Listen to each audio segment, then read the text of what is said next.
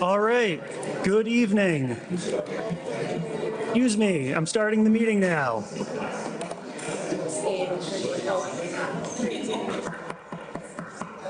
Make a motion to adjourn? Good evening. The time is 6:30 and a quorum being present, I call this meeting to order. First items on the agenda is the approval of minutes. We have approvals for May 27th, 2026 and June 10th, 2026. Is there any discussion from the commission on those? I'm good. Good. I'll entertain a motion to approve those minutes. So moved. Do I have a second? Second. All those in favor? Aye. Chair votes aye as well. Before we get to any of the agenda items, I believe most of you are probably here for the notice of intent and land disturbance permit for 73 to 75 Hillman Street. We have not received a peer review back yet, so it's, I will not be entertaining any motions one way or the other for that. We're not going to decide anything tonight. We still would like to read and review that. So just, keep that in mind, for when they're still here, they're going to talk and stuff, but we won't be making any decisions on that one tonight. So moving on.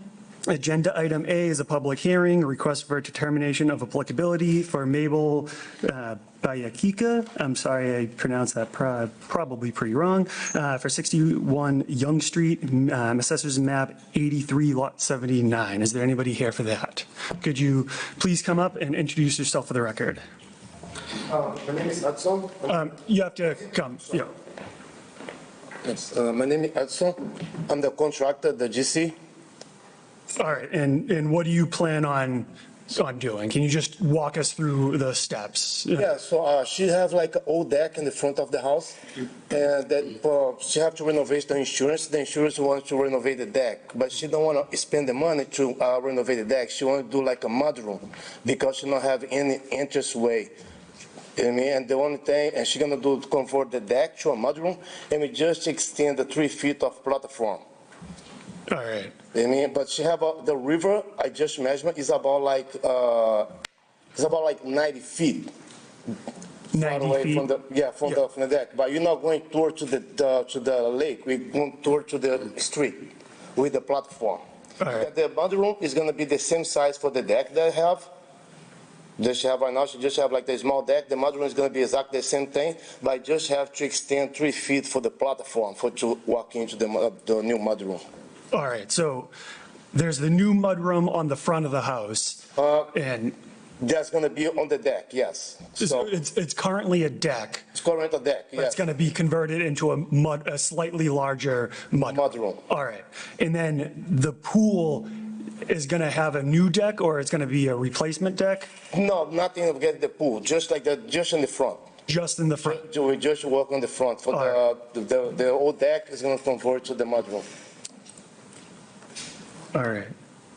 Any questions or comments from the commission? So is the mudroom going to have a basement or? No. It's going to be a just platform? Like yeah, just platform? like, yeah, so, because we already have the deck, so, but I don't know the depth of the footings for the deck. I'm just going to remove whatever left of the concrete, and I do new footing on exactly the same location for the old footing.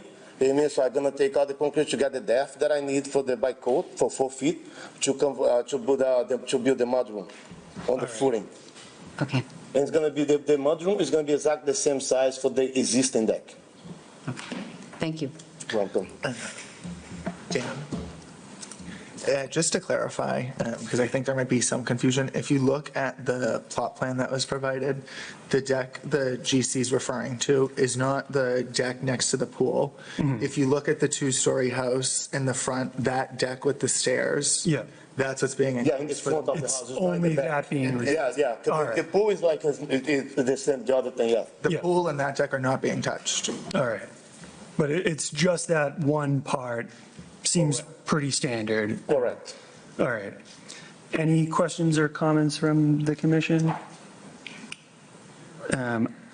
So Before I open up to the public, I'm just going to read out some special conditions. Conditions include the applicant shall install and maintain perimeter controls around the area of work to prevent the deposition of debris into nearby resource areas. Perimeter controls shall remain in place until all areas of erodible materials have been stabilized at the site. These controls shall act as a limit of work. No equipment can be stored or work done past that point. Prior to any construction activity commencing, the following must be completed. ESCs shall be installed by the applicant or an agent of the applicant, and the conservation agent shall inspect and approve of installed ESCs. We're currently in between conservation agents, so it will be, somebody else that is representing us in the same matter. But we're just asking you that you have the erosion controls, straw wattles, a silt fence around the limit of work and don't do anything past that. Yeah, so I just had a meeting with her today, like on the site, so we walked through and she just, we walked through and see like what we need to do before we proceed with the job. And she will go back there to see what I did to prevent all the debris to going back to the lake. Yep.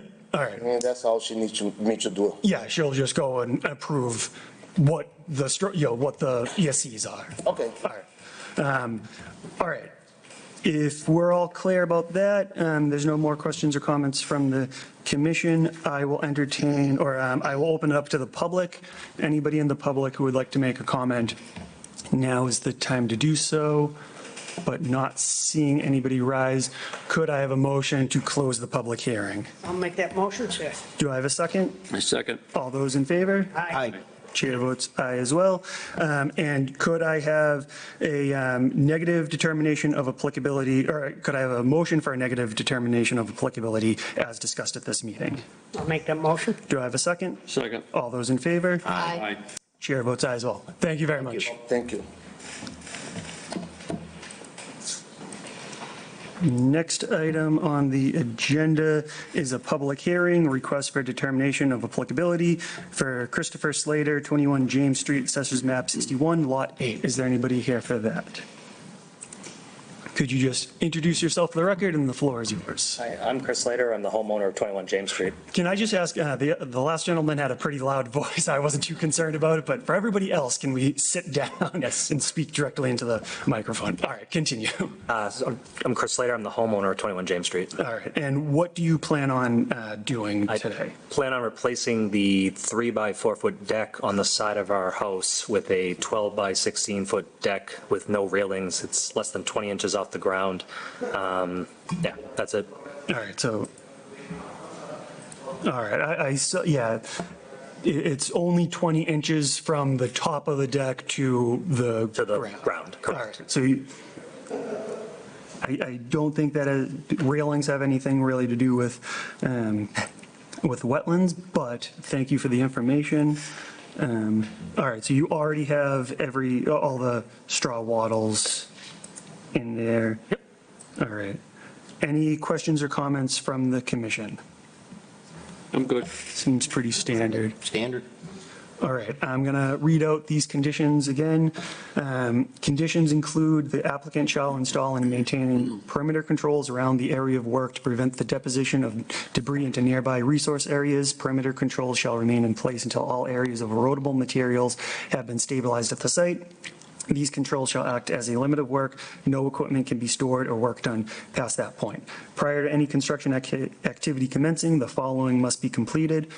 ESCs shall be installed by the applicant or an agent of the applicant, and the conservation agent shall inspect and approve of the installed ESCs.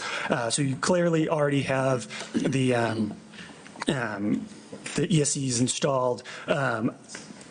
So I don't know if somebody has to go back out and approve them. We'll let town staff handle that. But just a reiteration that, past those straw wattles, don't let any, don't do any work beyond that point. That's the limit of it. All right. And with that being read out, this is a public hearing. If anybody in the public would like to make a comment, now is the time to do so. Not seeing anybody rise, could I have a motion to close the public hearing? So moved. Do I have a second? Second. All those in favor? Aye. Chair votes aye as well. And I will entertain a motion for a negative determination of applicability as discussed at this meeting. Do I have a motion to that effect? I'll make that motion. Do I have a second? Second. All those in favor? Aye. Chair votes aye as well. Thank you very much. Thank you.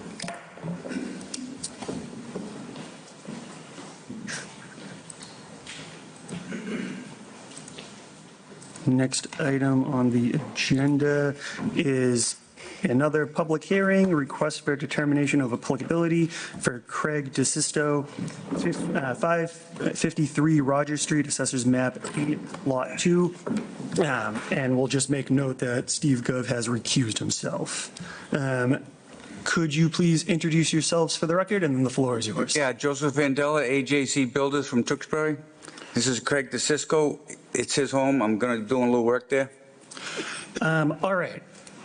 This is an interesting development. I don't know, so I'm not sure if I should recuse myself because you are technically also my neighbor.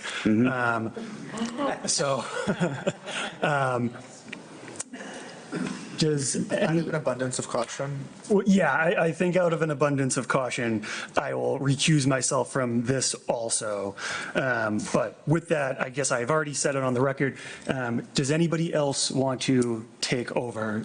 Because our, Steve is actually the assist, not the co-chair. Linda will do it. Linda will do it. All right.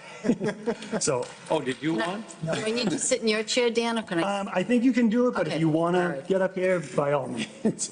All right. Just wait until I am out of the rooms. Run. So where were we? Did you open the public hearing? No.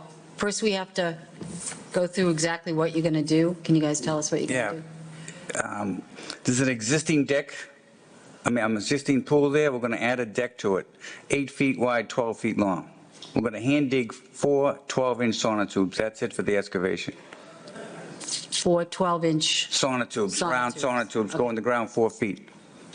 okay. Any questions from anyone? Oh, how big are they, sonotube? 12-inch, Oh, 4 feet deep. Yeah. The standard, correct? Yes, that's state code, yes. No problem. I don't have any problem either.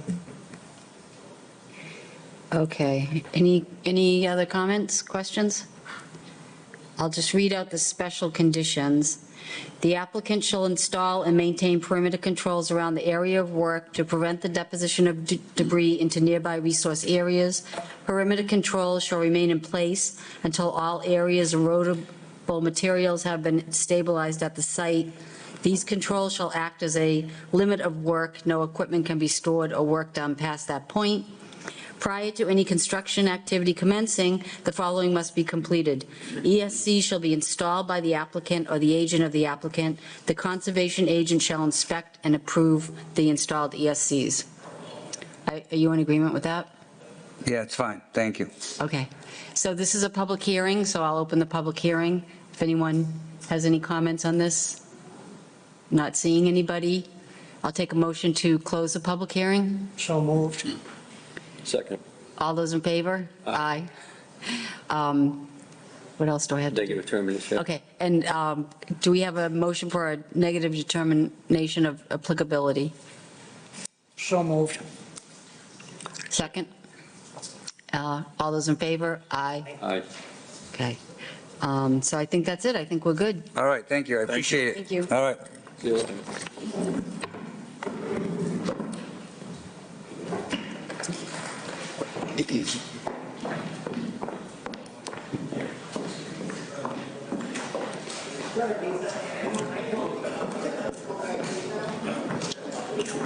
He went up for a drink.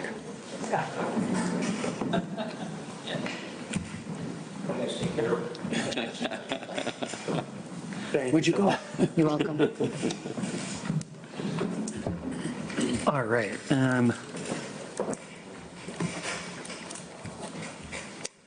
I believe we are on Agenda item D, public hearing, request for determination of applicability for Paul Finger, 100 Apple Hill Drive, Assessors Map 38, Lot 2. Could you please introduce yourself for the record and then just explain what you plan on doing? Yes, good evening. My name is Paul Finger. Our address is 14 Spring Street in Waltham, Massachusetts, and we're representing Raytheon Company for this. Raytheon has been before the commission probably half a dozen times recently on maintenance projects. We had a N-Grid switchgear upgrade, and then the parking lots and a couple of others. This is involving a drainage swale that's in front of the property that runs along North Street. What we are looking to do here is twofold. Number one, this area was in fact previously maintained. It wasn't recently done for probably the last 10 years plus, and so successional growth has taken place, and as a result of that, there's a lot of woody vegetation that's growing in there that's actually changing the composition. This is a drainage swale. It actually receives drainage from the campus, going down the campus main road, also from North Street, and it actually has, in fact, you have a drainage map which actually shows all the inlets to it and the outlet that enters into the drainage system in front of it along North Street. Briefly, there's no excavation, there's no grading, there's nothing that's being proposed. All we're looking to do is cut the woody vegetation flush with the ground, pull out any of the material that was cut, and dispose of it off-site. And basically, there's a number of different things that will occur. There's a pretty good stand and of basically cattails in there in terms of a low area within the drainage swale. This, we believe it was constructed, and I went back through our records, it probably was in the mid to late 2080s or something like that it was probably 1980s, which was constructed. And then basically it was expanded upon as, in fact, the campus grew. Maureen Herald actually put together the application. She gave you some background. This was part of an orchard that was originally built there as the campus was constructed. There's also some background that we provided with DEP guidance that in order to make sure that we can maintain the healthy growth below it. You know, DEP is recommending that you don't have shade trees there, because the shade trees will in fact impact some of the herbaceous growth in that particular area, and that's actually important. It wasn't designed back then for a water quality structure or detention structure. I could not find any permits that were actually issued for it. It was part of it again, and back then you needed a drainage swale to be able to collect water from different locations. This is the point of discharge before it then connected into the drainage system in the street. So no grading, no excavation, no nothing. It's just to maintain the area. As a second benefit of this, this is actually a high-level security campus, so it actually will assist in terms of blocking the security cameras that they need to have in place. As simple as that. I can go into any more detail that you'd like. I provided you with a campus map, the drainage systems, and everything else like that. So happy to go ahead and elaborate if we need to. So Reader's Digest here, for those that are old enough, you just want to go in and clean it out to put it back to its original purpose. We're not going to do any grading. All we're doing is we're cutting down the woody vegetation. Hand pruning, no equipment down in there at all? No equipment at all. Everything will be done by hand. All we're doing is removing the larger woody growth there that's impacting the other plant material within that swale. Okay. So I guess along those same, like I've driven past this place, a bunch. I wouldn't say it's like, the most overgrown piece of property I've ever seen or anything, but like, there is a lot of vegetation there. Is the plan to have like ongoing maintenance of this area, or is this like, what do you propose? Well, the first thing we wanted to do is, in all honesty, is get the temperature of the commission in terms of the removal process. We'd like to be able to continue this on an ongoing basis. This will probably not result in an order of conditions, and therefore, as far as how it can continue, we would be happy to go ahead and file actually a notice of intent after this to be able to then we can work with you in terms of extending the order or more of a maintenance program for that particular area. But the answer is that no matter what we do now, it will grow back. There's no question at all. It has all the benefits of the hydrology, the water that's coming through there, the soils and everything. So in fact, it will be a good area that will continue to be maintained. In fact, even if we cut the woody vegetation down to the ground, we're not going to be removing the stumps. We're not going to be removing any of that. That will actually sprout back until basically we can cut it back. So yes, we would like to continue maintaining it, and probably would ask for some guidance as how would you prefer us to proceed with this, so it's in concert with how you want to. All right, so, I mean, I don't have those answers right now. Okay. We don't see very many notice of intents for this small scale of stuff. Right. So I don't want to, push for you doing that just yet. I do want to stick to just, deciding on the determination of applicability tonight. But I do really like the idea of, maintaining this dialogue to figure out what the best solution is to have an ongoing maintenance plan, whether it's, a minor modification to this RDA or something like that, or a different solution. I'm not exactly sure, but it's overall, I think this plan is pretty good right now of getting, getting it back to its original state, and so it can actually fulfill its purpose and stuff. You know what, I definitely agree with you, because, if you don't maintain it, you'll have trees growing in it. Yeah, we want to prevent and, that.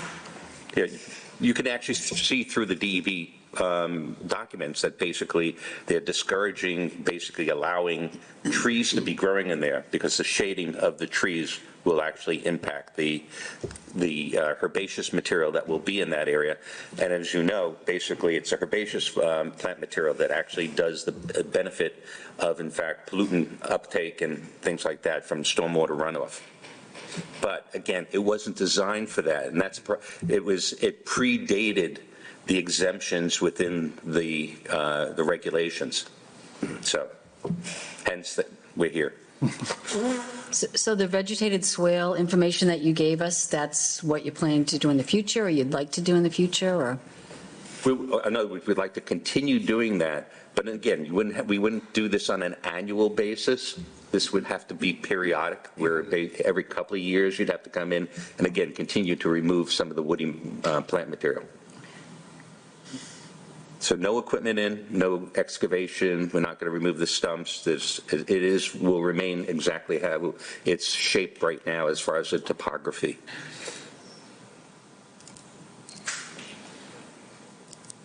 I'm with Dennis. I said after this, then there needs to be something in place. Yeah, we'll talk later. Yep. Yeah. I have ideas on this. Yeah.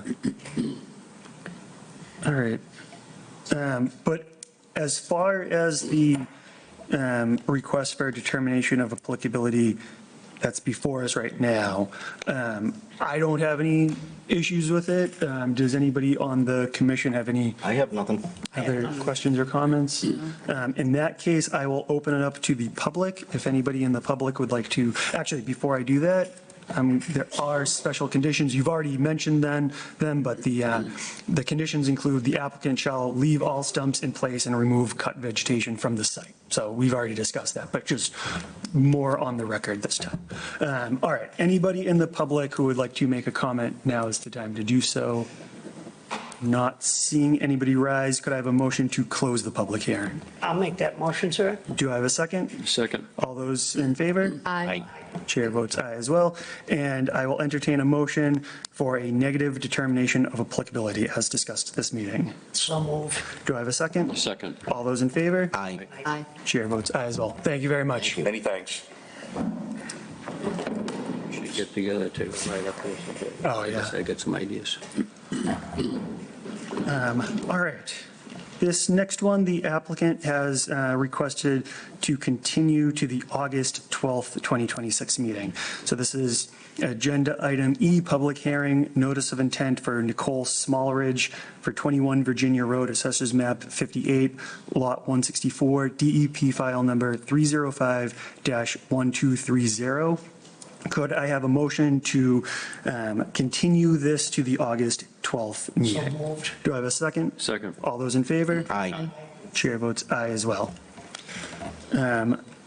Agenda item F is a request for extension of order of conditions for Solitude Lake Management for 1 to 300 Apache Way, DEP file number 305-1004.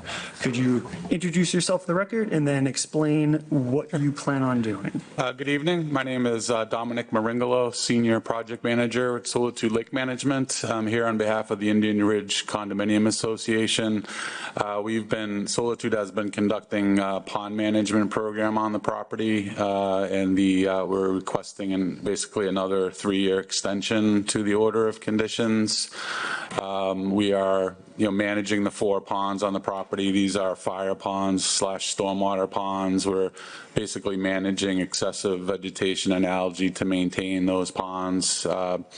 Program hasn't really changed much since the original order was issued, so we're just asking for a continuation of the program. I'm happy to answer any questions. All right, so this is not one of those situations where you got the, order of conditions and then just wasn't able to do it for some reason. You That's have been correct. doing active maintenance. This is an ongoing program that needs to be done each year, so we're just continuing the same exact program that was.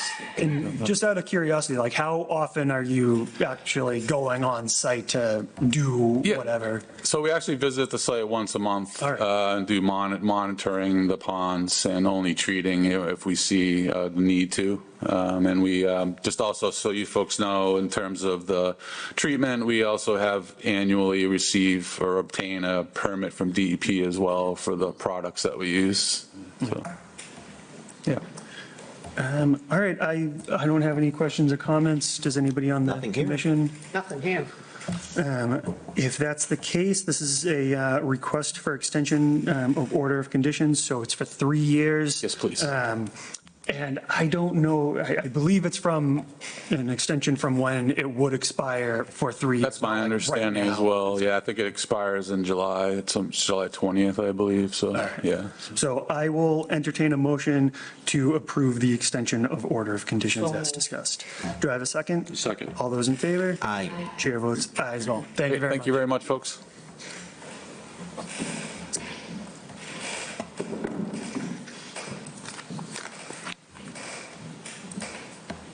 And now we have emergency certification.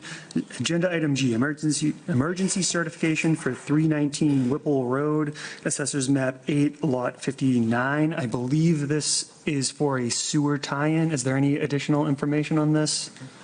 Just that it was a failed septic, and Failed so septic. we're recommending they tie into town sewer. Any questions or comments from the commission? Typically don't want to stand in the way of a septic tank being replaced.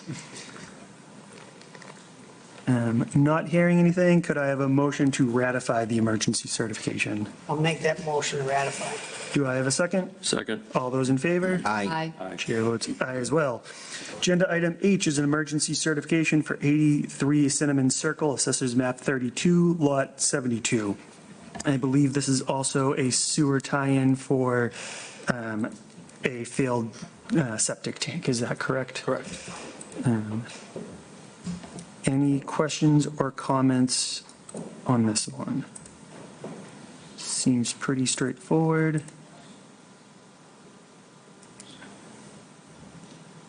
Not hearing any questions or comments, could I have a motion to ratify the emergency certification? I'll make that motion. Do I have a second? Second. All those in favor? Aye. Chair votes aye as well. All right. Agenda item I is a public hearing, major land disturbance for Marramac Associates LLC, 0 Marramac Drive. This is map 28 and 41, lots 1, 1, 3, 4, 6, 7, 8, 9, 25, and 26. Could you please introduce yourself for the record and then explain where we are in the process? Jim Hanley, Civil Design Consultants. I'm just going to set this up so I can do this.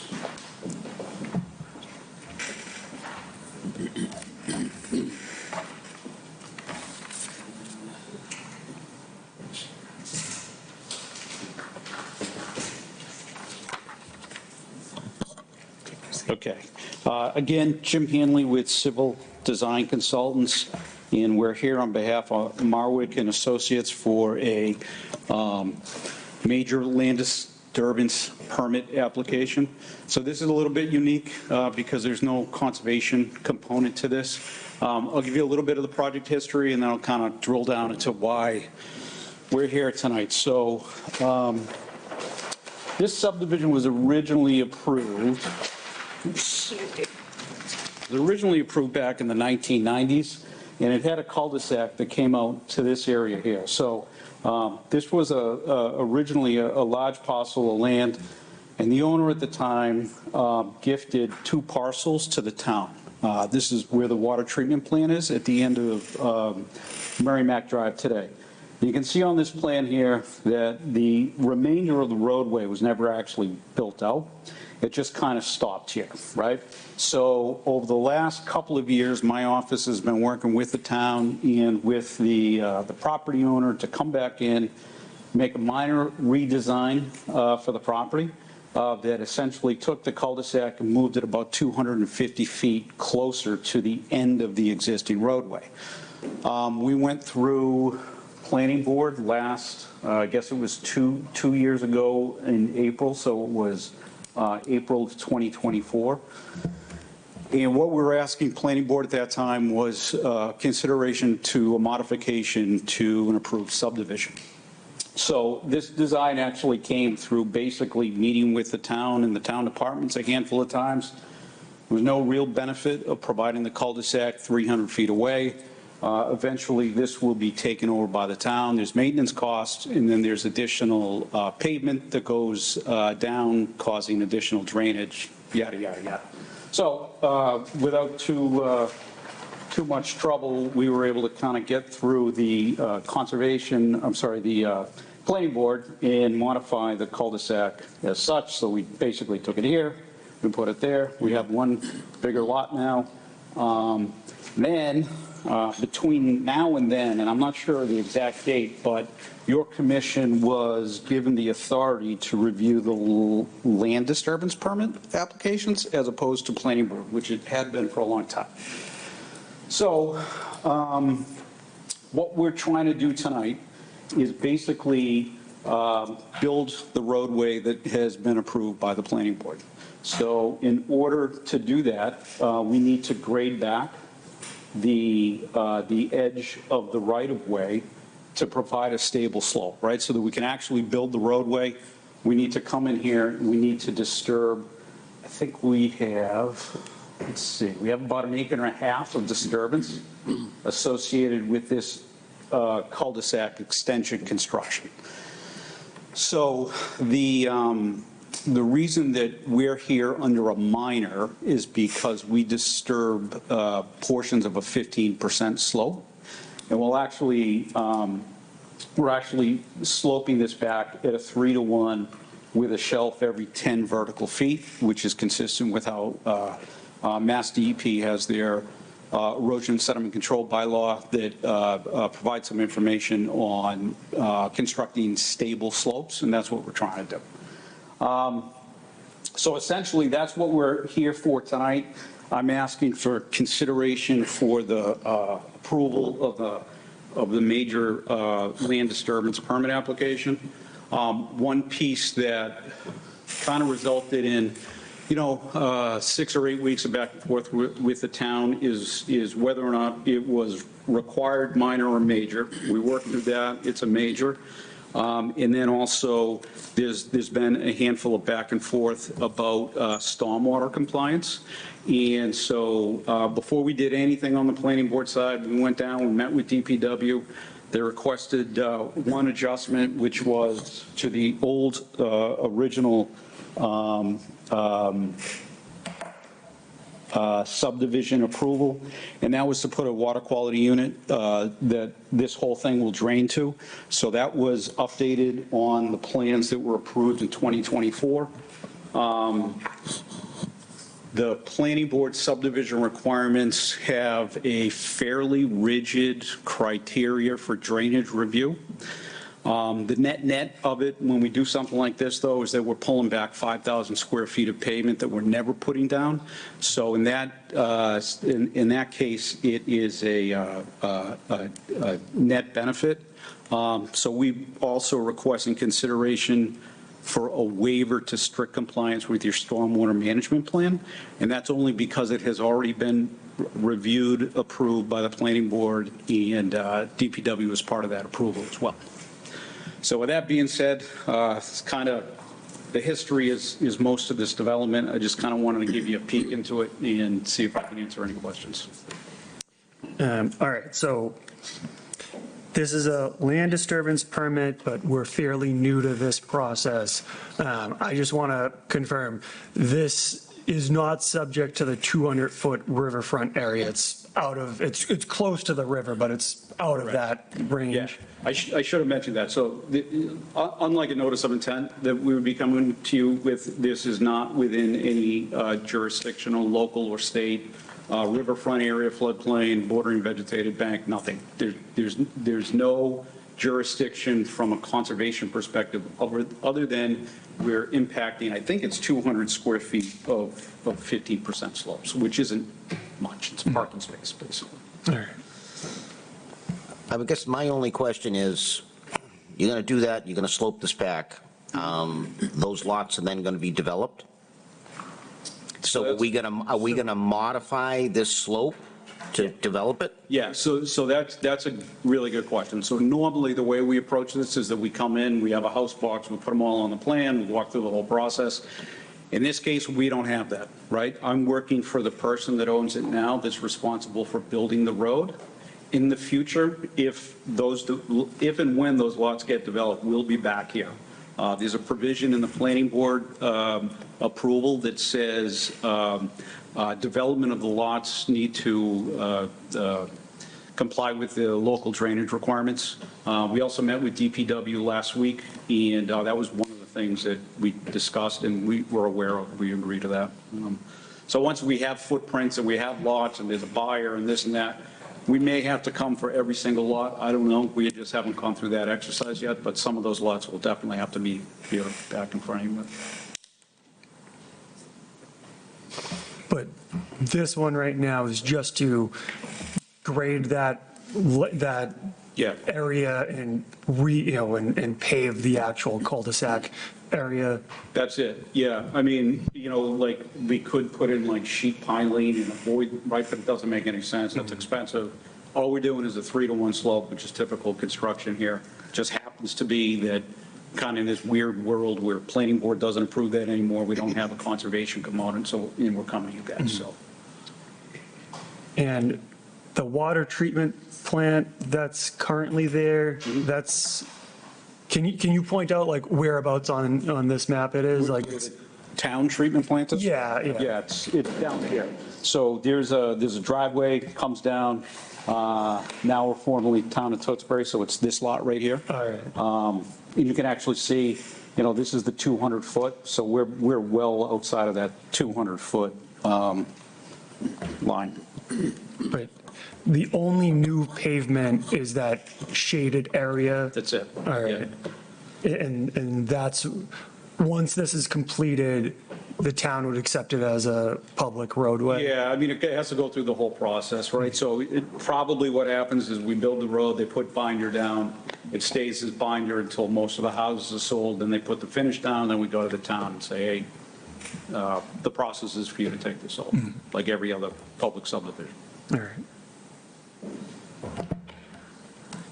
Any other questions or comments from the commission? I have a, So you're asking for a waiver from doing a stormwater management plan for this development that is basically directly over the intake pipe for all of our drinking water? Like, why can't you just do the stormwater management plan? So what we were asked to do last week by DPW is identify compliance with the 10 stormwater management standards. So we provided that letter to you yesterday. I know it was late. This all kind of happened relatively quickly. But by reducing the amount of pavement by 5,000 square feet, we have less volume, we have less high peak, and we've addressed water quality by putting in a treatment, a hydrodynamic separator to treat the water. So that's we have done it. What's tricky about it is that this is an approved subdivision that dates back to the 90s, where 90% of it is built. And there's only so much real estate that we have to deal with that. So we're trying to make an improvement with less pavement and less of a cul-de-sac. So I don't think you're answering my question. Why don't you do a stormwater management plan? It seems like our stormwater engineer is really not comfortable with this waiver from the correspondence that I've read. And Did we get anything today? Because I haven't seen anything today. he is our, our subject matter expert, really. We really have to listen to him, and he just seems not comfortable with this. And I'm just wondering, like, why don't you just do the stormwater management plan? Why are you asking for a waiver? Because we've already done it. That's what I'm trying to get at, is we've already complied with all of the regulations. So we put this letter together yesterday, right? I'm sure you've read it, that walks through exactly what we're doing in our compliance with the 10 standards.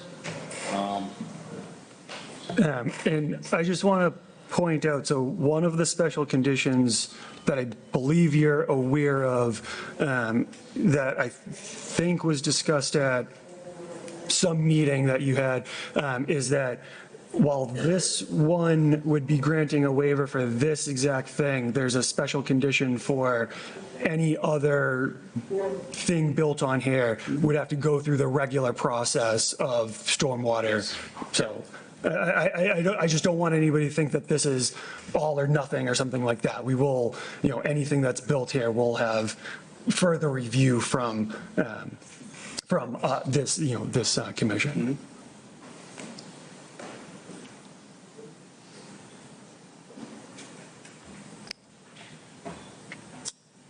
Any other questions or comments before I read the full special conditions and open it up to the public?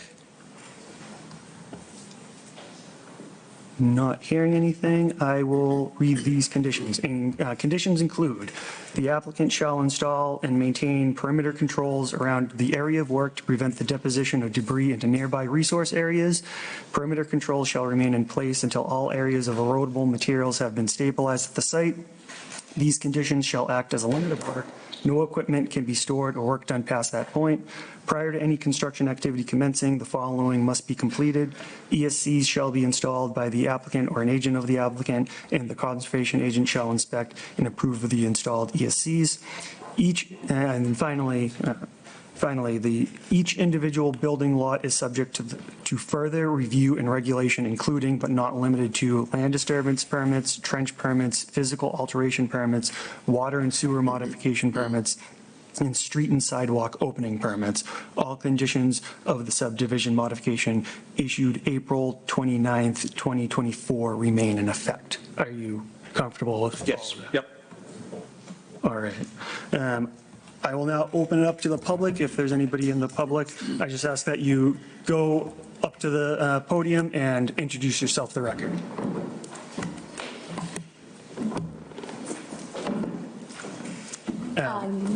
Just real quick, can I have, before you say anything, could I just have you introduce yourself for the record?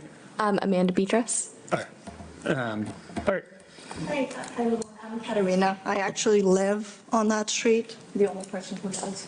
Yeah. I'm just trying to understand Can you what that speak more actually directly into means for us living on that street. Can you I'm sorry. Can you repeat the question? Yes. So I'm trying to understand what that means for us. Sorry about that. Hi. I'm trying to understand what that means for us living on the street. Yeah, I mean, so there's currently a subdivision approval for a cul-de-sac. So you're saying subdivision approval, what do you mean? Are you planning on building homes on the street? Oh, yeah. Yes. So what type of homes? I haven't, that's not what I do. I don't know what. Okay, so that's not even in the planning yet? So this is a land disturbance permit, so we have to talk about just what's in front of us. Okay. Like, it's a tricky situation where we know what their intention is. They have not fully planned out what their intention is, though. Exactly. Yeah, so it's, There's That's the tricky part there's is- single-family residential houses that will sit on compliant lots, right? So yeah, we can say that much, that, we're not creating any Single-family additional lots, residence. right? All the lots are existing. Yeah. I'm sorry, I didn't hear the part. All the lots are existing. We're not creating any additional lots. We're just trying to put a cul-de-sac at the end of the road, which really has come up from a public safety perspective. That's something the town wants to see, so that a vehicle can get down there and, like every other cul-de-sac in town. and how many lots are there right I now? believe there's 10. There's 10 lots. Yeah, so what does that mean for our drinking water? Good question. I mean, Like you're planning on disturbing that, No. What we're proposing is a compliant subdivision that addresses drainage issues and complies with all the requirements of the local bylaw.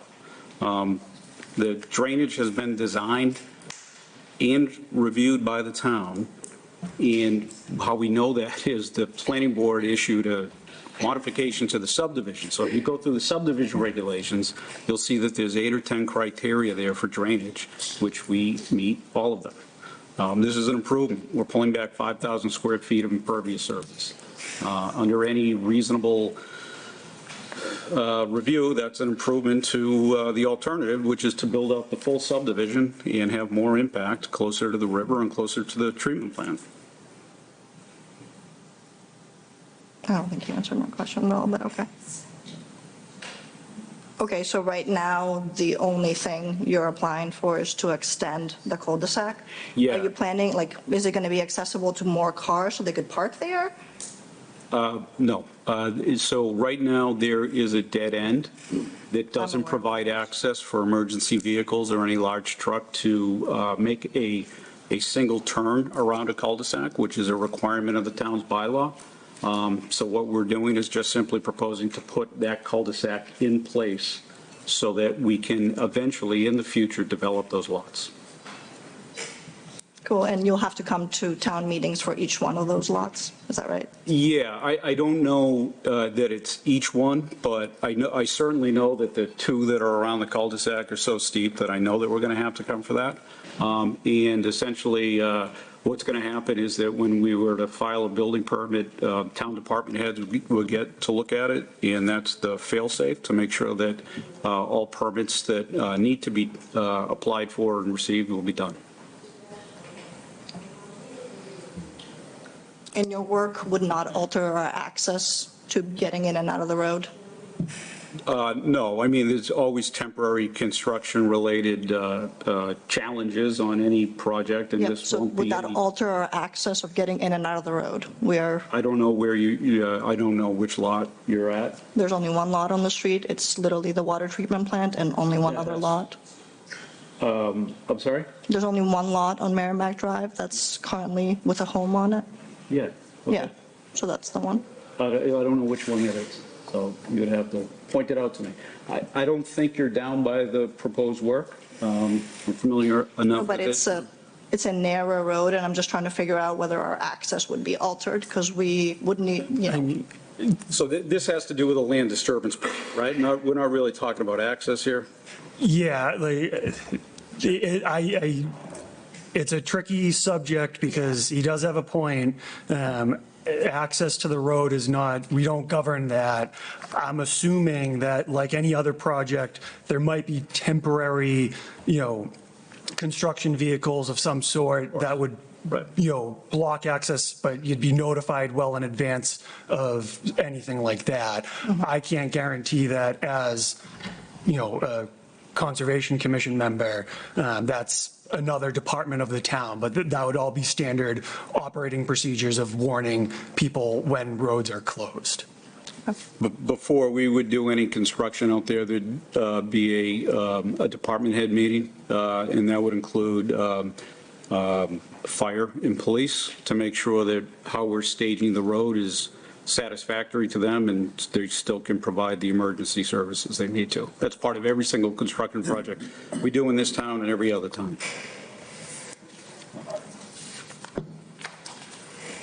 I don't have any further questions. All right, thank you very much. I just ask that if anybody requests your information to have a dialogue after this meeting that you provided. All right, anybody else from the public? Hi. Could you introduce yourself for the record? Yes, hi, my name is Paige Impink. I'm on the Open Space and Recreation Plan Committee. I just wanted clarification on alteration to Marramac Drive as we're looking at access to public parcels along the Marramac River for residents. So can you just show me where the Marramac Drive is where? Yeah, I'm sorry. So if you were to take to turn in off of River Road and you were to go all the way to the end. Yes. It stops and it dips down to the treatment plant. That's where this work is proposed. And it's only to provide a cul-de-sac consistent with the town bylaws. So that's where. So the dead end now would be turned into more of a circle. Well, it's an access question, still be available to the Marramac River? I guess what I'd say is that any access that we provide is going to improve. It's eventually going to be a public roadway. So I'm not sure, I don't think there'd be any no parking signs there. Okay. That's what you're. Is there currently a trail or some sort that goes There's down? access to public land along, that's Tewksbury public land along the river that connects eventually connects to trails also in Andover. All right. The Deer Jump Trail. I mean, I'd encourage you to maybe speak with the applicant and see, and the town, right? Because it's not just, this is private property, right? So like easements and whatnot are difficult to discuss in a public forum, but I'm sure they'd be willing to have a chat with you and see if there's something they could do to make sure that you have at least the access that you have now. Thank you. Yeah, I think that'd be great to be able to maintain any public access to that area. If you have another question, I just ask that you go back up and introduce yourself.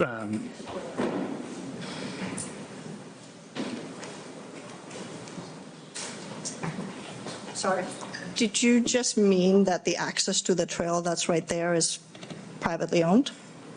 I don't know where the trail specifically is that anyone's talking about. I don't know where that is. I don't know if it's down on the town's property. I don't know if it's on off of There's a Merrimack Drive. building there It's still a from the private water road. treatment plant? Yes. At the end of the cul-de-sac, there's access to a public trail? I'm not sure what you're asking. There's the public water treatment plant. And then There's some at the end of trails the that, cul-de-sac that already exists, there's a building that leads to a trail, that's a public trail, that's owned, that I think was donated to the town by the owners of the land, maybe? Is that right? Yeah, I'm just not clear on exactly where it is. I don't want to indicate one way or another because I'm not clear. Okay, so it is so you don't know if the trail access is private or? I don't know what trail she's speaking of, and so if you could point it out and show me, I'd really try to answer. I just don't know. So I showed the GIS map. Yeah. So at the end of the cul-de-sac, there's like that little gate, and it goes straight down to the water treatment. Yeah, plant. yeah, So right. you're in front of it, if you go to the right-hand side. Of the water treatment plant? So are you down the hill? Yep, down the hill. Okay, so that's part of the town's property. So once you come off of Marramac Drive and you start going down toward the treatment plant, that's a typical right-of-way that's 40 feet wide, right? So as soon as you hit that driveway, you're on the town's property. So it's not, if I understand correctly, it's not Who are the owners? within any area that we have any proposed activities. You mentioned that we could speak to the owners directly. Who are they that own the land? Marwick and Associates LLC. And we can speak to them directly about their project plans? Yeah, we could reach out, sure. Cool. My name and telephone number on the plan too. You're welcome to give me a ring. And Well, you don't seem to know anything about what's going to happen beyond the cul-de-sac, right? What is it? You don't seem to know anything about what the future plans No, are? I do know. It's You single. just cannot discuss? It's single-family residential construction on compliant lots. That's what we're eventually going to do down the road. To everything I know about the project, all we're looking to do today is build the road. That's it.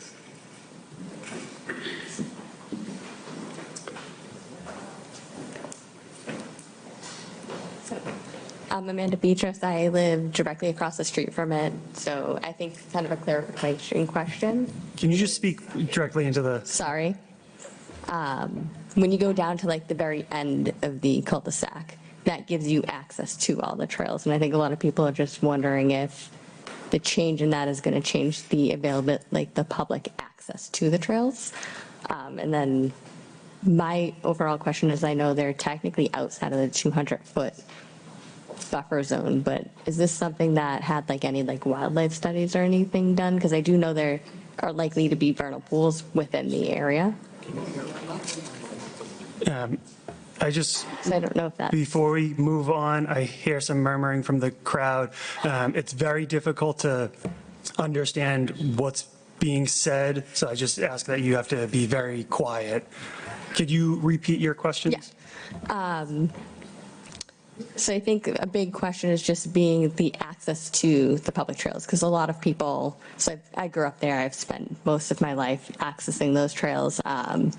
A lot of people park down the street and try to access them. Like there's a lot of people who bike and everything like that. So I think with the change in the cul-de-sac, I think that's what a lot of people seem to be a bit worried about. And then I don't know if you want to address that now. Yeah, can I try to answer this? So I think, based on your last comment, access to the public trails is down toward where the treatment plant is. You're coming off the road. So yeah, so where that existing small cul-de-sac is, so you know how there's the gate? Right, but when you come, you're coming off the road and you're driving down the hill toward the treatment plant? Mm-hmm. Yes, okay. So as soon as you come off the road, you're on public property because that's the town's property, right? That's actually the treatment plant property. So we don't have any plans or ability to do anything in that area. All right, so if I'm understanding this correctly, and this is outside of the scope of the land disturbance permit, but any trails we're talking about are accessed via town-owned land, not from Marwick Associates. Yeah, I'm taking the information provided by the people that are commenting, but that's what I'm. So the current cul-de-sac, I guess my question is where the current cul-de-sac is now, which is the end of that. Well, the current cul-de-sac doesn't actually exist. It was just Well, proposed. it's a road that goes down, and it's kind of like. There's a turnaround. Yeah, it's a turnaround, so not like it's not a true cul-de-sac, but there is a small turnaround that you can go down. So at the end of that, there's a little bar, so like you can't drive down there. That's the Tewksbury's access to I think it's the water treatment area. That's probably 300 feet away from where we're proposing our construction, right? That's way down by the treatment plant. We're up top by, at the end of, the edge of pavement, we turn into the treatment plant. That's where we're proposing to do the work. So I think I understand where the work is being done. I think the question is there still going to be access to be able to go down there and then cut through? I need to step in because from what's being discussed, it does not seem like they have any plans on limiting access because the trails seem to be on town-owned land.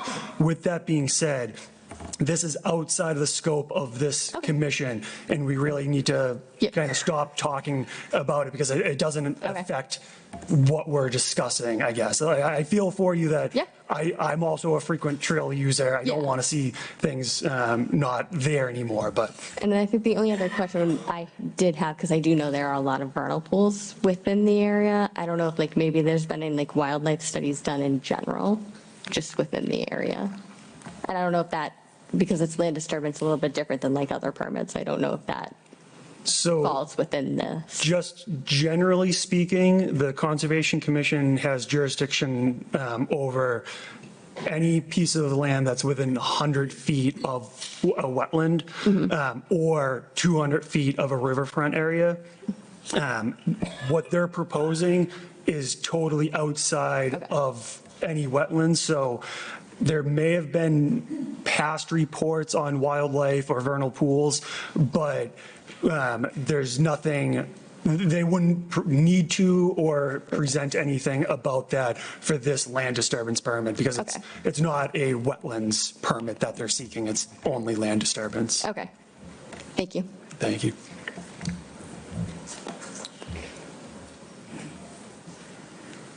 All right. Any other questions or comments from the public? Not hearing any. I'll open it back up to the commission. Is there any questions or comments? I have no questions. I have no questions. So Dan, what we're voting on is whether we will grant a waiver from the required stormwater report. That's what it says right here. Yes. So are we going to grant a waiver from the required stormwater report? So the stormwater report has not been adequately submitted, or you wouldn't need a waiver, is that correct? Am I understanding that correctly? Yeah, so we're in a gray area here, right? Because a stormwater report would typically take into account a new roadway where one wasn't proposed before, right? And then we would look at peaks, and we would look at recharge, and we would look at all of this kind of stuff. We happen to be in this situation where there was an approved roadway. We worked with the town to come up with the idea of reducing the size of the roadway because it's a win-win for the developer as well as the town. So we're in this different situation where we had the right to do something, we shrunk it up, and now we're being asked to analyze it even further. But if a technical person looked at this that recognized that a reduction of 5,000 square feet reduces the peaks, it reduces the volume, it reduces the area that contributes to water quality, and we've addressed water quality as requested by DPW by providing a storm scepter. So I believe we meet all of those standards. The land disturbance bylaw allows for you to take to consider that stormwater was addressed in other ways, which it has been, because we did go to planning board. There was a full and thorough review. It was 2 years ago. It was the same people in place, and the project was approved. So all we're asking is that we don't have to spend more money, do more paperwork to satisfy regulation that we've already satisfied when we went to the planning board.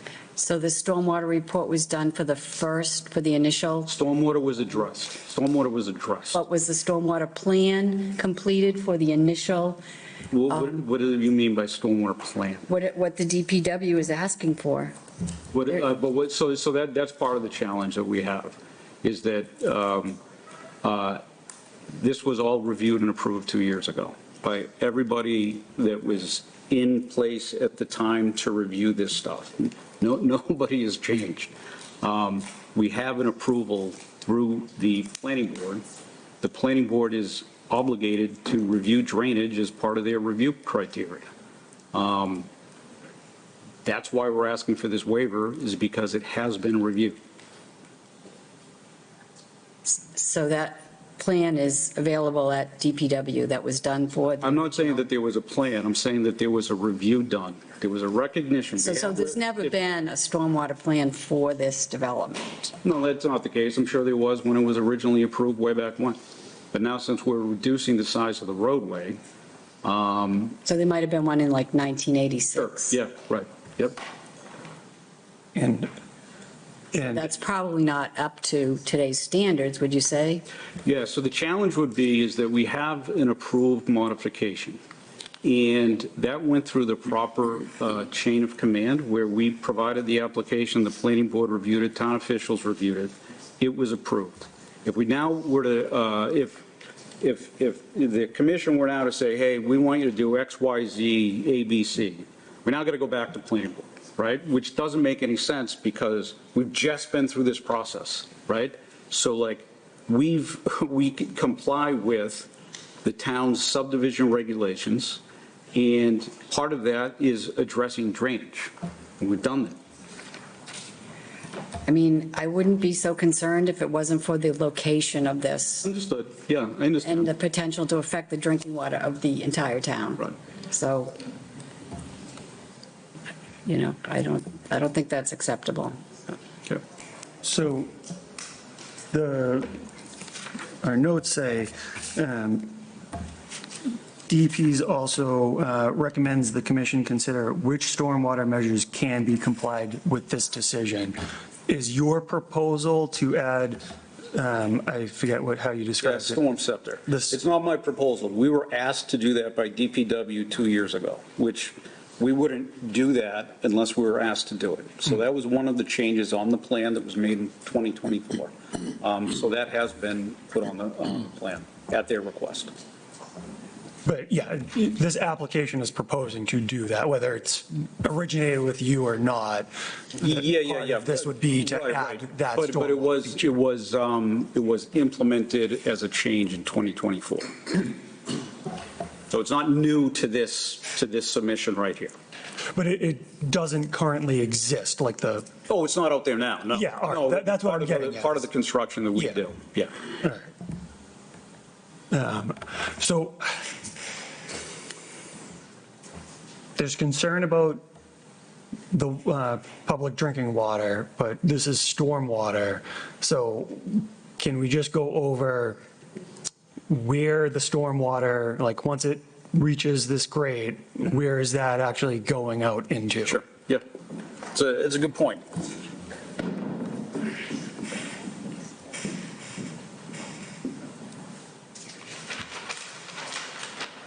So, I think it's actually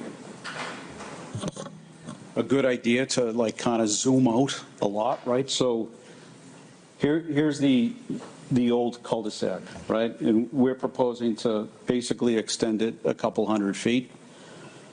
There are, I believe it was in the 1990s, DOT came through and they collected water off of River Road as a drainage improvement, and they've piped it now all the way down to the river, right? So there's a large portion of the town in this exact area that is now coming through the area completely untreated, right? So we're going to have the cleanest stormwater of any roadway that discharges to this location. There are, I believe there are 30-inch pipes going down Marramac Drive, which are, you get a significant volume that discharges out into the river.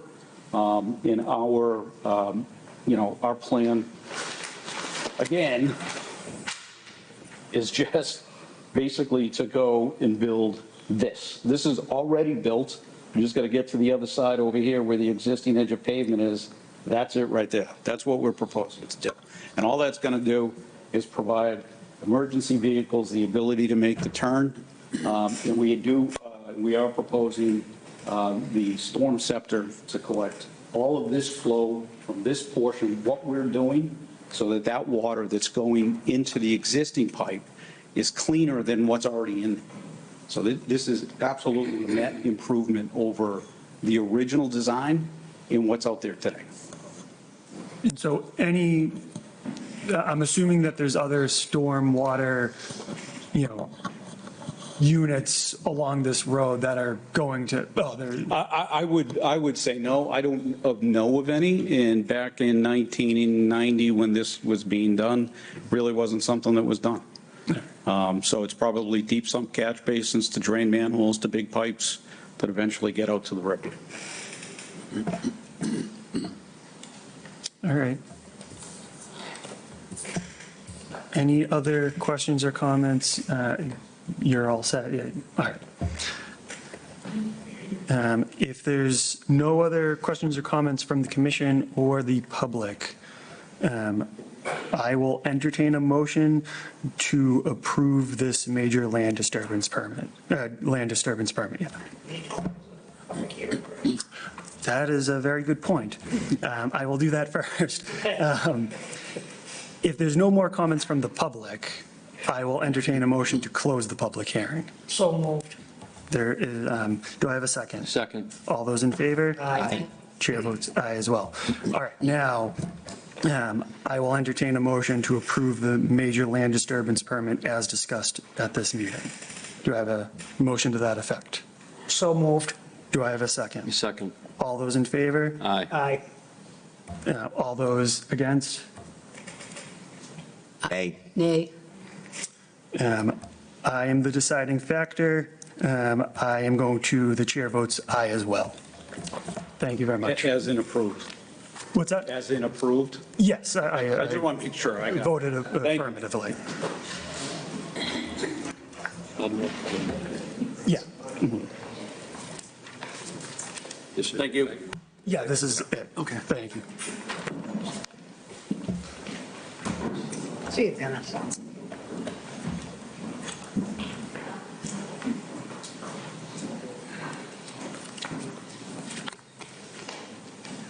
All right.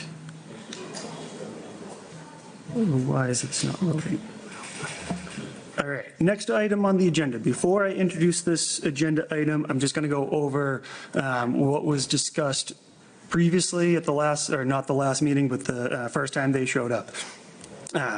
There's obviously a lot of people here. I am going to limit public comment period to about 3 minutes each, and I'll try to give you a 30-second notification when your 3 minutes is up.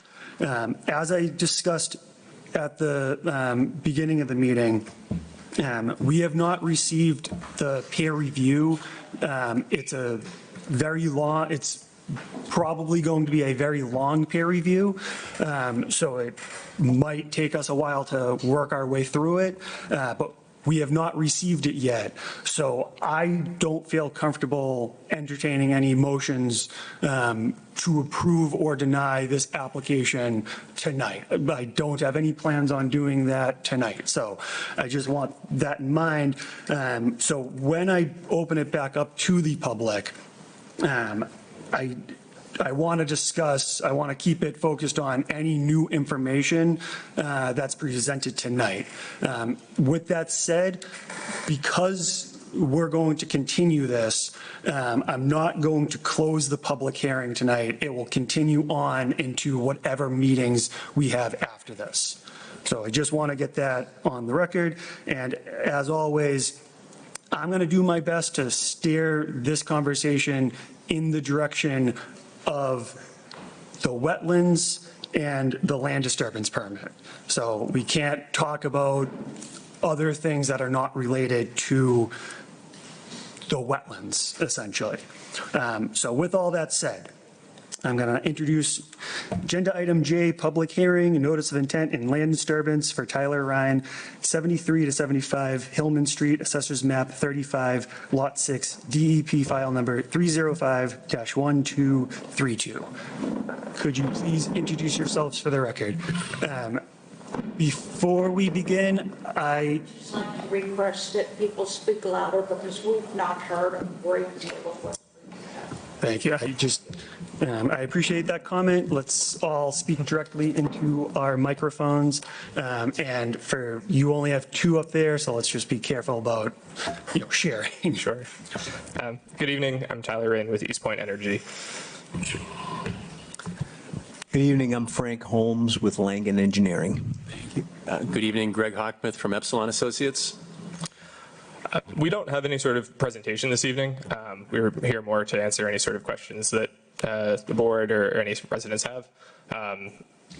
In regards to the peer review, we're hoping for some sort of update on timing, and also just wanted to follow up on any sort of on the documents that were submitted from residents at the previous hearing. We never received a copy of those. You never received a copy? Correct. Of like a copy of the list of residents' concerns? No, there was a number of documents that were handed to the board at the previous meeting. And the previous agent had said that she would forward us scans of those. We just hadn't received those. So just wanted to follow up on receiving copies of those.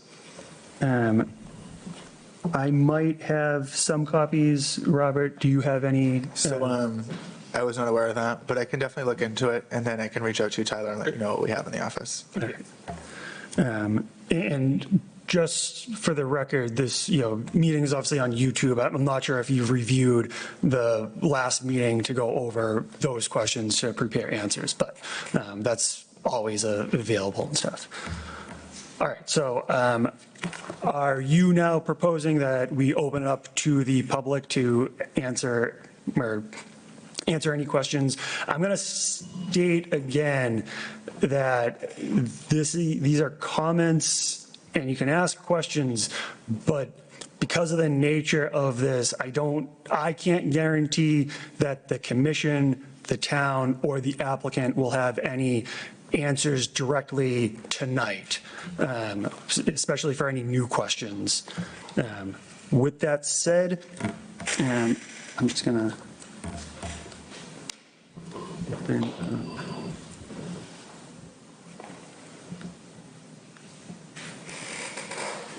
see if I can do this.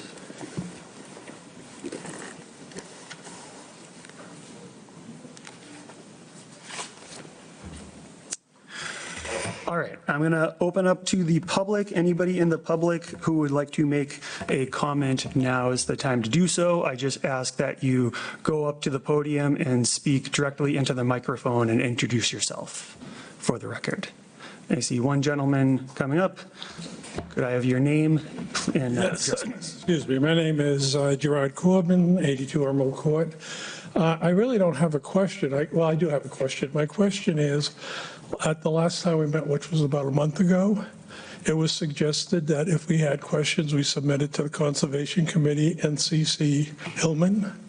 I know of at least 3 sets of questions that were submitted. I don't know if there are more. You've had a month to look at most of these, or at least 2 or 3 weeks. Can we have answers to the questions that we've already submitted? Hillman has a history of collecting questions and not answering them. I would like it to be different for the Conservation Committee. Thank you. Thank you. I believe we just discussed that you did not, you didn't receive some material presented to us.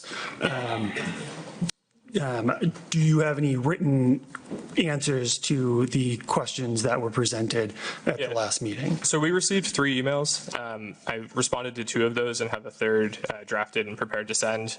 There was some issues with some of the documentation, and unsure if it was publicly available or not. And so I'm just finalizing that and plan to respond and CC the commission on that. The other 2 emails that we did receive were responded to promptly. All right. So I just want to go over, you've responded, but I didn't receive any of these, but they will be forwarded or CC'd to town officials. Is that? Yeah, I believe the conservation agent was on those, but given the turnover, I don't know if those were passed along or not. And then I received one this morning that I responded to, but the conservation, and nobody from the town was CC'd on. So I just sent that straight to the concerned resident. All right, and as discussed, we're in between conservation agents, so there might be some delays and stuff, but we will work through that. All right, is there anybody else who would like to make a comment? Could you please introduce yourself for the record, and then you can Thank you. comment. Donna Marie Robitel, 527 Shawshene Street. And I did ask a question at the last meeting, too. I understand what I just heard about the answers. I rise this evening having to do with that question, the transmission line. So I did ask, and I said on the record that that is not included in the what's before the commission. So I rise this evening to say that I would like to submit evidence to the commission, and I've communicated with Robert, as acting agent, that I can send him the email and attachments. What it is, it's the initial filing of the EFSB 25-08, the project, and the adjudication notice. So my question, I'm not just rising to say it, I am asking the commission to please, I'm not sure what it's called, a partial, but I feel, that there is incomplete information in front of the commission because it's half the project, and the information that I am submitting, I did ask the question to the DPU, and I received an email back saying that after speaking to me, he spoke to presiding officer Donna Shockey, and they thought best to send me the information I just said. That was, I had asked the question about the filings being separate. And with that, he also said in the email, which I'm going to, through Robert, give to you all, that it will contain the information that I discussed with him on the phone call, which was the transmission line.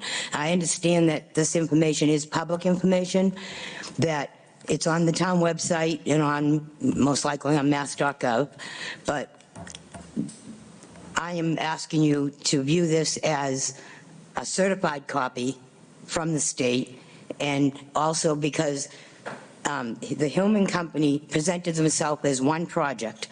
They testified in court that this was one project for the necessity of public good. It does have to do with conservation because... 30 seconds left. Thank you.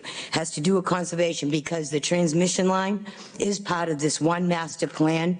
It is work in the wetlands, so when they present them they are to the commission now, 7375 Hillman, stating no work in the wetlands, that's the battery site, which is part of the project. It's not the whole project. There is work in the wetlands, clearly for the transmission line. National Grid, may I just say, when I called the DPU, they asked me to call the company. You can continue your sentence. They asked me if I could find out what the intention, probably from my own knowledge, because I'm asking the question. And I did call the very next day, May 28th, because on May 27th, they presented this to the commission. And Tyler had told me that National Grid will file separately or incorporate it into this filing. I fully understand National Grid will file because they're not going to work in the wetlands without a notice of intent. I am asking the commission to please connect the filings. If you are considering voting on 7375 Hillman to put a condition, I'm not sure how it should be worded, to connect it to the National Grid filing so that no work can begin on the battery site, 7375 Hillman, until you have all the cumulative impacts of the wetlands of this entire project. Thank you. Thank you. So I just want to respond that we do have your email, I believe, yeah. We have your email, I think, specifying what you said. I don't think we have any additional documentation. Excuse me, thank you. Donna and I spoke earlier today, so those emails are part of your record for correspondence to review for tonight when we had previously talked. But today when we had spoken, she'd like to provide those documents. And so I told Donna, I was like, you can bring them tonight, or if you want to email them to me, I'll make sure the commission gets them, but I've not received them yet. All right. Yes, because Do you have hard copies tonight? I do. I had trouble understanding how to send them to Robert. I have them tonight to give him. The letters you did receive wasn't a mistake on his part. It was communications about my feelings and my opinions. I was trying to keep a clear case for the commission and not include that, but those are just my opinions as a resident, but I rise tonight to put on the record what I said. Thank you. If you have hard copies, Yes, sir. feel free to submit them either right now or at the end of the meeting. Yes. But if you Because I do don't want have them to be anything. considered certified copies from the state. All right, thank you. Thank you. Could anybody else who would like to make a comment? Don Shan, 100 East Ave. Pretty much just going along with what Donna was saying, I had some questions. So you guys are going through how many different parcels of land are you going through? Including the project parcel, I believe there's 5 along the transmission route. One being 73 Hillman, 3 of them being owned by National Grid, and then crossing over a parcel owned by CSX, the rail line. Okay, so is there a reason why it's not submitted as an entire package? Yeah, so we're still working with National Grid on finalizing that route. Our current route does not impact or fill any sort of wetlands. However, National Grid has not given the final sign-off on that. We're still waiting and have been pushing them to get us those kind of final easement approvals. Like I said, right now there's not wetland impacts or direct fill of wetlands along that transmission route if we are able to move forward with the preferred route, but we need National Grid's approval for that. We're expecting it, I think, hopefully by mid-July, and that'll be a separate notice of intent once that is finalized. Now, why wouldn't, sorry. Yeah, I just have a follow-up question. So you're expecting what from National Grid? Yeah, so we have a preferred route through their parcels for the transmission line that will be connecting this battery project to the National Grid substation. That preferred route, like I said, doesn't have any direct wetland impacts. It's within buffer zones. National Grid has to approve that route because it's on their land and is crossing a number of transmission lines and other utilities that they own. So we need their kind of final sign off from their real estate teams, their transmission teams, their legal team to be able to finalize the exact route. And it's, we're coming down to like 10 feet of movement of the line that could impact wetlands or not. And so I want to be clear. What you're requesting from National Grid is their approval that you can go through this, but that you understand that would still have to be different filing. It's not, just automatically granted. Correct. You wouldn't be able to go through the wetlands. We're still under that jurisdiction for any other projects in the wetland. Absolutely. Yeah. Right. Just want to make sure that everybody understands that National Grid saying yes to something is only a tentative agreement, Correct. Not official, ruling that they can do whatever they want in the wetlands. Yeah, the final decision there would be an easement that we would sign with National Grid for the route. All of the permitting and stuff, including the wetland impacts, if any, would still have to come in front of this commission. Thank you. If you want to continue. So you said it's not directly in the wetlands, but it is in buffer zones. Correct. So it is kind of a misrepresentation of the project to not have a completed filing and a completed NOI to show the overall impact of the wetlands. There are no direct wetland impacts at this moment. Buffer zones are something that's also under jurisdiction of conservation. Correct, and it would be a separate notice of intent at the time of that being finalized. But it's still the same project, correct? So it's really not a fair representation of the overall scale of the project to be piecemealed like this. It's up to the commission, I believe. So we just want to make that clear, because they have represented the project as just 7375, and even when they came, and when you came a month ago, did you have any pictures of the actual underground what drainage that you're doing? I did not remember seeing a single picture of what your infiltration basins actually looked like or their position of them. You only showed the above ground, and all you really gave indication to was just that 2 batteries are in their 100-foot buffer zone, not the fact that you're putting a basketball court-sized swimming pool in the 100-foot buffer zone. That was never depicted. Those plans are in the original notice of intent, showing the locations of all of that infrastructure. It would have been helpful, it was in the slideshow that you are presenting to the, I mean, these people are, it's 700 pages. So to simply just say it's buried in there somewhere is not very helpful to give the commission a clear picture of what you're actually building here. It does feel very misrepresented. The locations were in the presentation that we gave a month ago. We have it here and are happy to share it if you would like us to put it on the screen. So not seeing the infiltration basins in there. Yeah, the presentation did include all the plan sheets that were part of the notice of intent application, but a full set of plans were submitted to this board and the state with the submittal of the notice of intent application. Again, 700 pages worth you're expecting this board to comb through. If you're highlighting the actual impacts and what impacts conservation, why not have pictures of what you're actually putting into our buffer zone? They were in the application and as part of the plan set in one of the first couple of pages there. And we did talk about the stormwater management areas at the last hearing. It may not have been depicted on the plan sheets that we selected for our PowerPoint presentation, but there was no intent to mislead anyone. I mean, we clearly talked about the stormwater management aspects that were. You did not clearly talk about it if you did not picture it. No one knew what you were actually building. Would it be possible that in your next presentation you actually show what you're trying to put into our wetlands? You have 30 seconds left.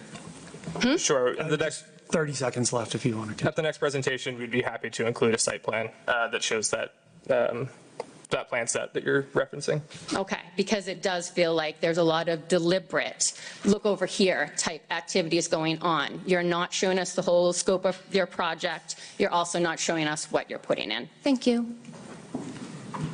Mr. Chairman, may I?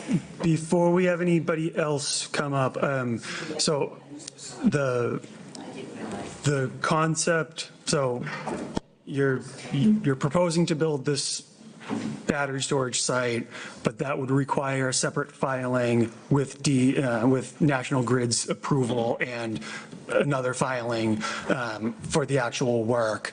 So I'm just proposing now that part of the conditions would be essentially that no work on this project could commence until we at least have a filing before us for any additional work. Totally agree. All right. And gentlemen, I'd like one thing. I think all of us agreed in the previous meeting. So we'd like a list of exactly what relief you need from us. There was some certain ones about the distance between A and B. I think it was 3 feet, and you were proposing. We'd love a list of exactly what you need an exemption from us, if that's possible. You're talking about exemptions and waivers. Exemptions from the codes and everything as they were listing. And it's just because it gets a little laborious trying to, we'd just like you to produce that, if you don't mind. Yeah, absolutely. We'd be happy to provide that. Okay, thank you. All right. Sandra Poole, 64 Emerald Court. In May, I was here when you folks were doing your presentation. May 29th, I sent an email to you and also this commission. I've never received an answer to any of my questions. It was very detailed. I won't go into all of the things I asked about, but I wanted to know about the compliance with the Tewksbury Wetland Protection Bylaw, infiltration, groundwater recharge issues, runoff volume, flooding calculations, I also wanted to know about the construction phase, erosion, and the sediment control. I also wanted to know about why Hillman's notice of intent did not provide a vegetated system that's required by the Tewksbury Groundwater Protection Bylaw 5.6, but it seems like those 3 large underground detention ponds were your answer to that. So I am anxiously awaiting answers to my questions, and I don't understand why I have not received them, because I was here 2 weeks ago hoping that you folks would be here, but you are here today, so if you didn't get my email, I'll be happy to resend it. Yeah, I would just ask that you resend it. I'd be happy to reply. I apologize if I missed it. Thank you.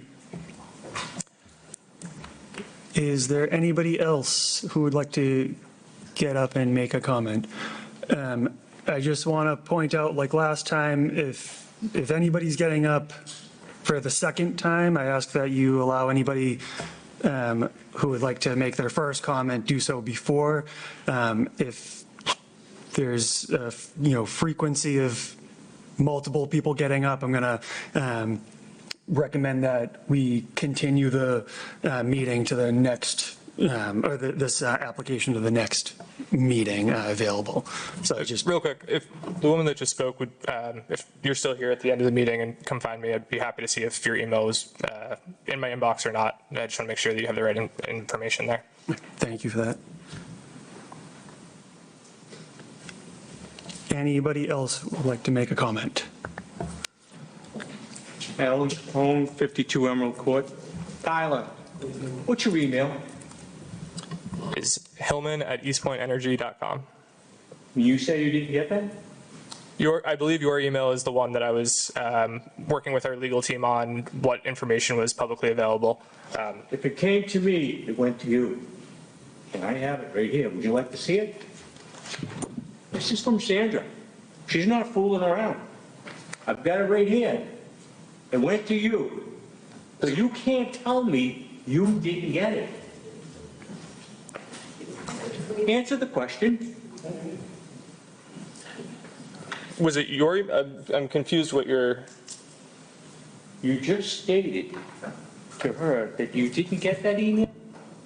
I'm not sure. Like I said, I apologize if I missed it in my inbox. And I have reiterated that I will respond to it. That's okay. So here's what I'm going to do tonight. When I get home, I'm going to send this to you and to the board, okay? Read receipt. From this point on, anything that goes out, high alert, and I want read receipt. You understand? Read receipt. Because we can't trust you. You're telling us, you haven't answered questions in 4 months.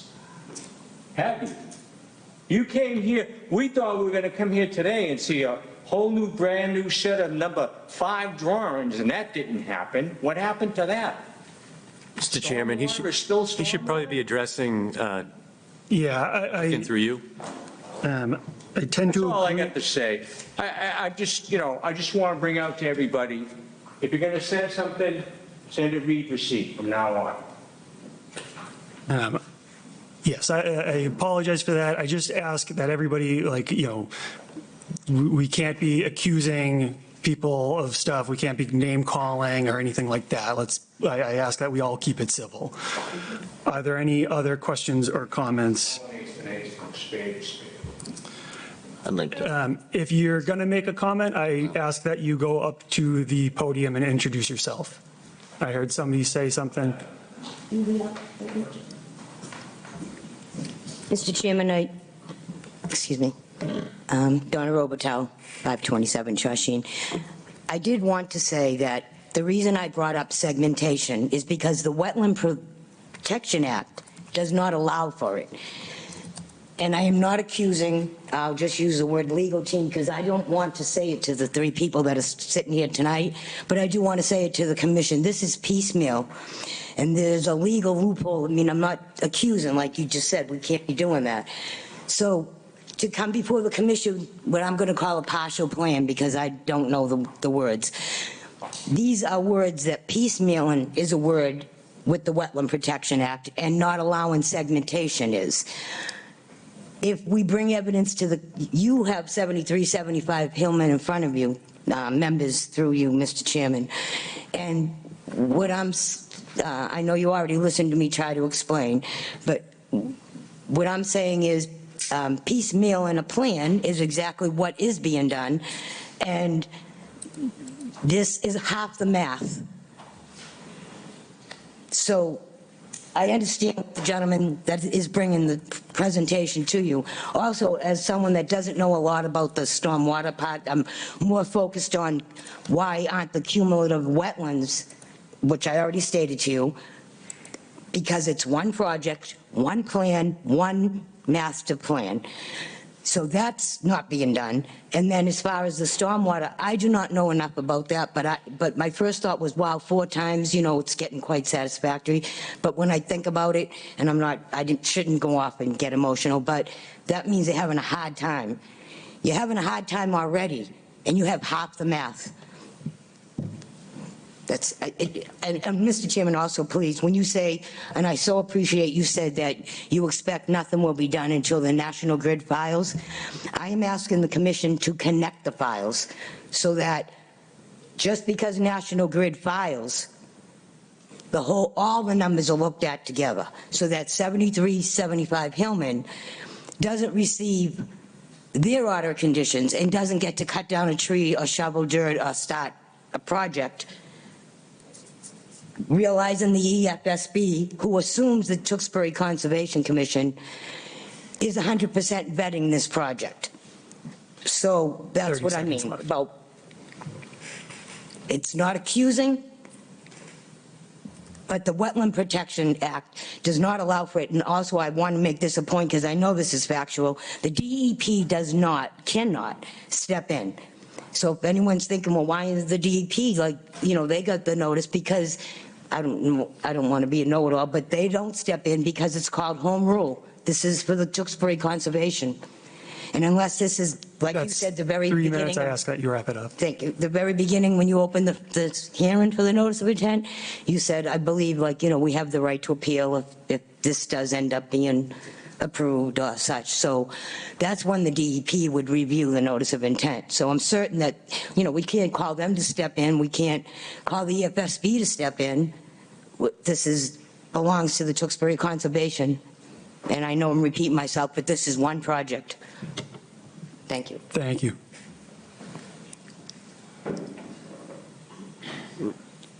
Does anybody else want to make a comment or ask a question? Mr. Chairman, I'd like to make a motion to extend this. I think we have so many loose ends here. Yeah. And I think the temperature's not correct. All right, so if I'm understanding correctly, you'd like it to make a motion to continue this to the Well, to get these gentlemen, to get all this documentation that seems to be in limbo, let's get all on the same page. My understanding is that we will likely receive the peer review sometime this week. I don't want to hold anybody to that right now. If it's early next week, I'm not going to, be too concerned, but it's going to be a very large document. It's going to take, us some time to go through and town staff to review. So I guess, do you want to continue this to not the next meeting, but the meeting after that? Or would you like to stay on for the next meeting? I mean, if we have the peer review back in this week, I'd prefer the next hearing, but it would default to you. We're getting into the summer schedule where we only have one meeting a month. So the next meeting is about a month away. It's 7/15/2026. So that would be our preference. Say we do that. If we have to adjust, we can adjust. Yeah. We like to consider ourselves reasonable. All right. So if that's the case, I will entertain a motion to continue this to the July 15th, 2026 meeting. Do I have a second? Second. All those in favor? Aye. Chair votes aye as well. Thank you. Thank you very much. Thank you.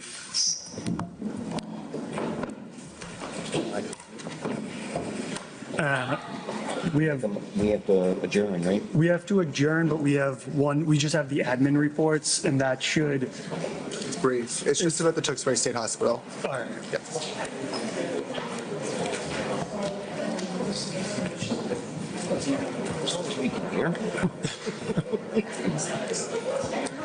Excuse me, everybody?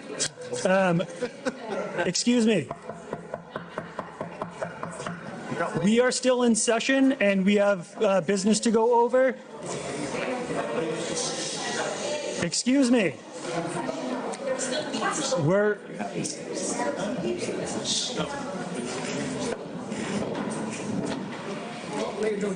Excuse me. Excuse me. We're still in session and we have further business to discuss. I just need everybody to be quiet, unless you can very, very quietly leave the room. All right, just the admin report. We have a request for exemption from this Tewksbury State Hospital water main project. Can you fill us in on the details of that? So as a part of the Tewksbury State Hospital connecting to town water, the Department of Public Works is looking to do some work in the area on some other water mains, within that being covered by the funding for the Tewksbury State Hospital. So they're just looking for a waiver from the commission with regards to their impacts, like the wetlands in that area, to get this work. We already approved them I was going. going to say, didn't we, was this through Orchard Street? So Orchard Street is for the actual hospital's connection. This is for work outside of that, but it's still a part of that Part of project. that, the big project there. Correct. Okay, yep. But this isn't for the hospital's connection. This is for town pipes. This is for municipal? Correct. Okay. Correct. So And the roads that they're working on are Chandler Street, Livingston, and East Street. So in that area of the hospital. So they're looking for a waiver. Do we just grant that, or is like, I'm typically familiar with they, apply for an RDA or an NOI, and the waiver is part of that, unless they are exempt for other reasons. Which case is it, I guess? So that I do not know, to be honest with you. But what I am aware of is that they haven't submitted it as a part of any other sort of filing for that waiver. All right. So I think we would just be looking from the board tonight, like a general waiver to allow us administratively to go forth with this. If when I go back, there is something that we need, I'll just put it on I'll put it onto the next agenda.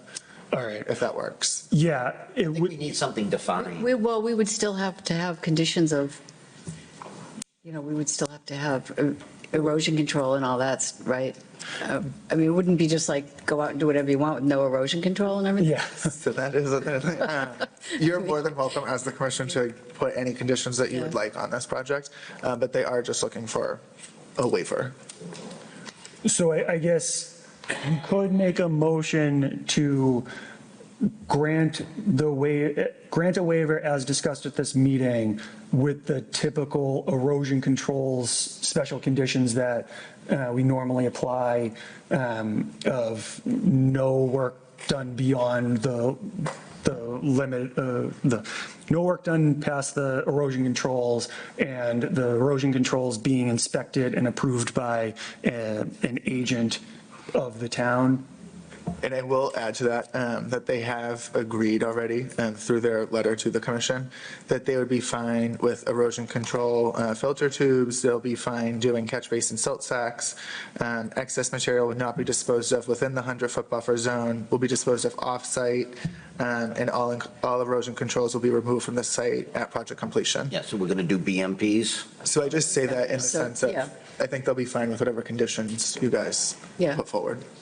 So So we just won't make them come and sit in front of us while we tell them this. That's basically the only thing that will. all right, so I guess, do you want to have a written waiver that we can vote on next meeting, or do you want, I can entertain a motion to approve the waiver now as discussed at this meeting, and under the condition that, I bring it back. yeah, you bring it back, it's per Just this something, discussion. I think something in writing is, You would rather it in writing? well, I mean, I'm okay with doing it verbally here, but Either way, it's have going to a be paper written trail. down and provided. I mean, because we're talking best maintenance practices and the standard conditions, and we don't want to hold anything up, because we know how that goes. Yeah, that makes total sense. All right. And there's a I holiday like in that. between, so. You do your, for this conversation, and Robert will follow it up. Okay, All right, yeah. that works. So to avoid saying all of that again, I am going to entertain a motion to grant the waiver, just, that we just discussed at this meeting, with the condition that Robert or town staff write it up in a clear and legible way, that we will. Collectively, Yeah. yes, yep. Do I have a motion to that effect? Second. All those in favor? Aye. Chair votes aye as well. All right, so. Thank you. Yeah. Thank you. Whether we literally need to vote on the written, end results or not, I'll leave that up to, the higher powers and stuff. But I think we at least have the initial, we are in favor of them doing this work. We're going in the right direction. Yeah, yes, exactly. All right. Well put. Right. I think that's the only thing on the admin reports. I will now entertain a motion to adjourn. Do I have a second? Second. All those in favor? Aye. Chair votes aye as well. Next meeting is July 15th.